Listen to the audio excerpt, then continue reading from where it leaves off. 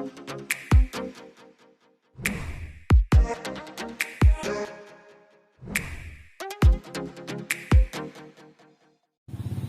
everyone! Welcome to my YouTube channel.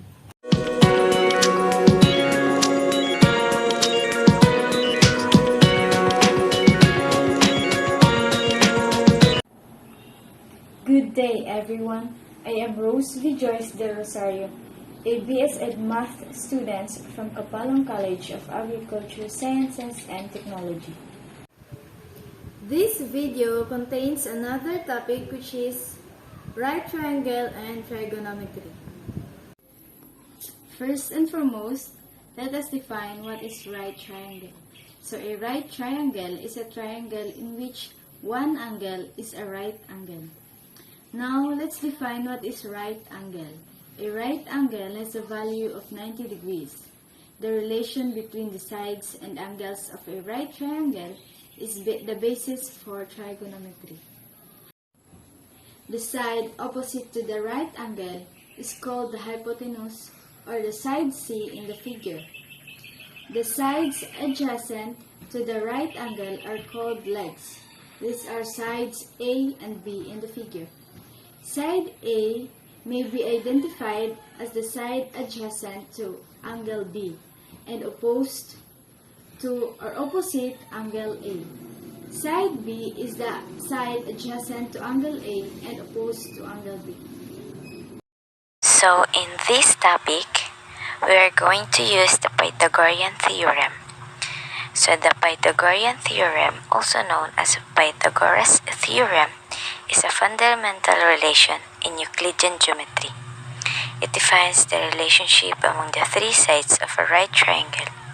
It states that the square of the hypotenuse, or the side opposite the right angle, is equal to the sum of the squares of the two other sides. The theorem can be written as an equation relating the lengths of the sides A, B, and C, often called the Pythagorean equation. This is the Pythagorean equation. A squared plus B squared is equal to C squared. So, here's a problem.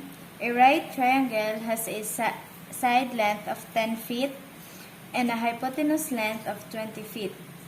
Find the other side length. So, let us use the formula A squared plus B squared is equal to C squared. Let's substitute 10 feet to the A. So, 10 squared plus B squared is equal to the hypotenuse, which is the 20 feet. And then squared. So, 10 squared is equal to 100.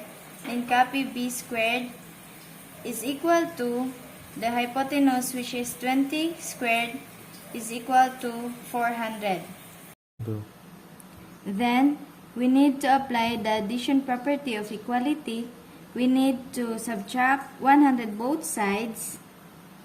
100 less 100. It will become B squared is equal to 400 less 100. So, B squared is equal to 300. We need to cancel out the squared so that square root of B is equal to square root of 100. Cancel the square. So, B is equal to 17.3 feet. Next is trigonometric functions. We can define the trigonometric functions in terms an angle T and the lengths of the sides of the triangle. The adjacent side is the side closest to the angle. The opposite side is the side across from the angle. The hypotenuse is the side of the triangle opposite the right angle, and it is the longest. Here is an example. Given a right triangle with acute angle of 25 degrees and hypotenuse length of 10 feet, find the length of the side opposite the acute angle. So here is the hypotenuse side, which is 10 feet, and the acute angle, which is 25 degrees.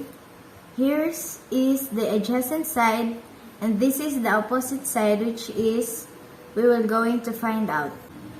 We will going to use sin because the given information is hypotenuse, which is 10 feet, and we are going to find what is the opposite side of the triangle.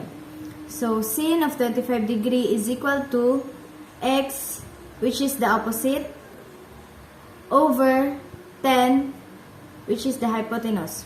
So we will multiply both sides by 10 so that we will cancel out the 10 from the other side.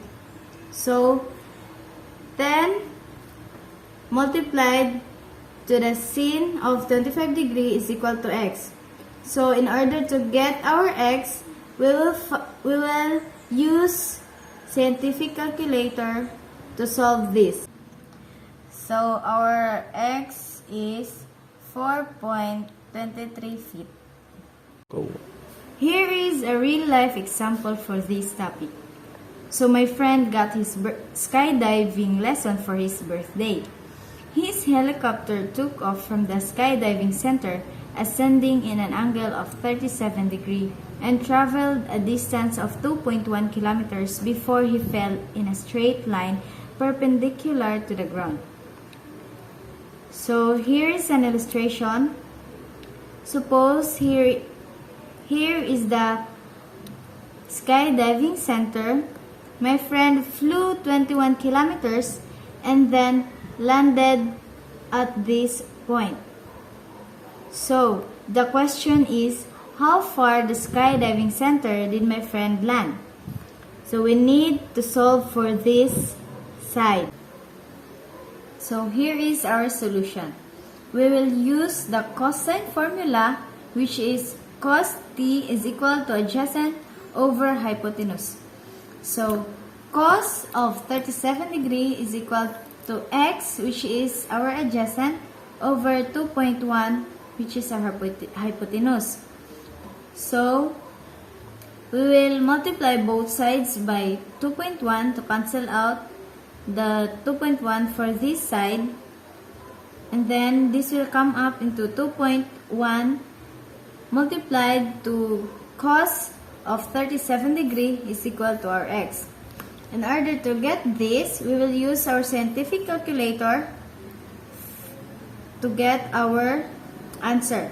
So our x is 1.68 kilometer. That's all for today. I hope you learned from this video. Thank you.